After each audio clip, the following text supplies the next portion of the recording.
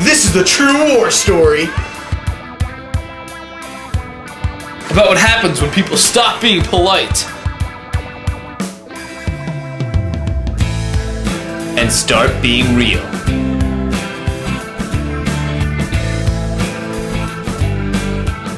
This is the real world.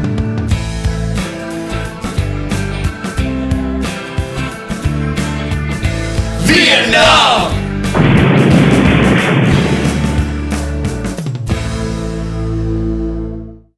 So goddamn Bobby Jorgensen. I get shot in the ass, and it's because of him that I almost get gangrene and almost die of shock. So I enlist the help of Azar, right? The guy's gonna help me get him back. I never thought Tim O'Brien had it in him, but I will definitely help him get that kid. Oh, hey Jorgensen. How's it going? It's good. Is your day going well? Yeah, I don't see anything wrong with it. How are you like in Vietnam? We shouldn't do this, Azar. You're a sorry case. I'd come to this war a quiet, thoughtful sort of person. A college grad, Phi Beta Kappa and summa cum laude, all the credentials. But after 7 months in the bush, I realized that those high, civilized trappings had somehow been crushed under the weight of the simple daily realities. I'd turned mean inside. I should have known O'Brien would out. I don't really know what happened, but me and O'Brien were pretty cool after that. Then we decided to kill Azar. Dude, that story was terrible. Yo, you guys gotta hear a real freaking war story. I heard it from my buddy, who heard it from his buddy, who's stationed on another cat, who heard it from his cousin, who heard it from his uncle in another platoon, who heard it from his best friend. It's about this girl who went down to Vietnam and never came back. Mark Fosse had been in Nam for 6 months when he decided he needed to do a little bit of female company. He had a girl back in the States named Marianne, and she was willing to come, so we bought her an airplane ticket and she came to Vietnam. No one ever brought a girl to Vietnam, but Mark Fosse did it.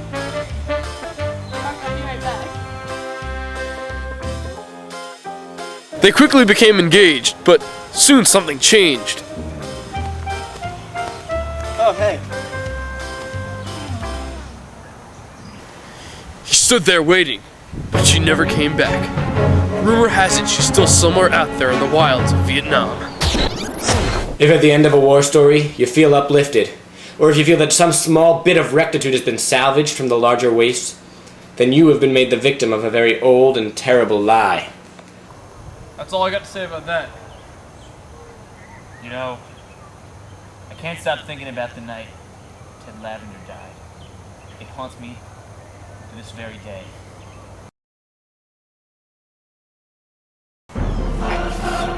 Lavender! I'm gonna go take a piss. No! Lavender! Lavender! I'm coming for you, buddy!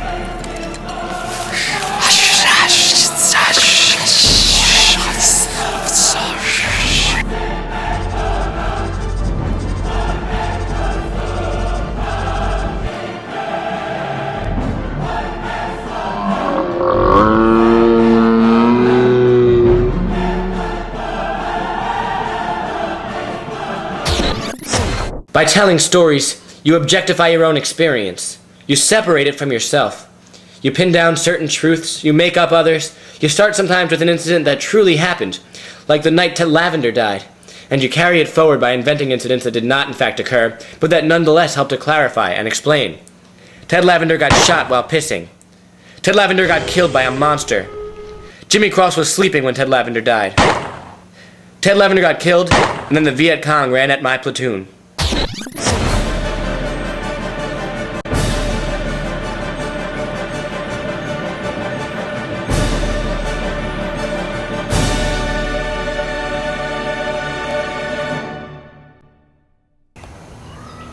Your story, Tim.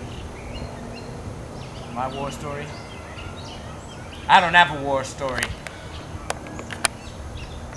I have a love story. The things they carried to Vietnam were largely determined by necessity. The things they left behind had a much deeper meaning. They left behind cigarette butts, empty magazines, shells and mortar rounds. They left behind the bodies of friends and a broken nation riddled with napalm and ashes. They left behind some truths and some lies. But most importantly, when they told their war stories, they each left behind a little bit of themselves. Recruit all the soldiers, all the God soldiers. We at war. We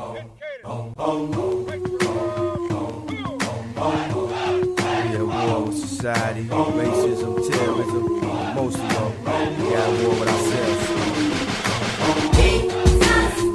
God show me the way because the devil trying to break me down.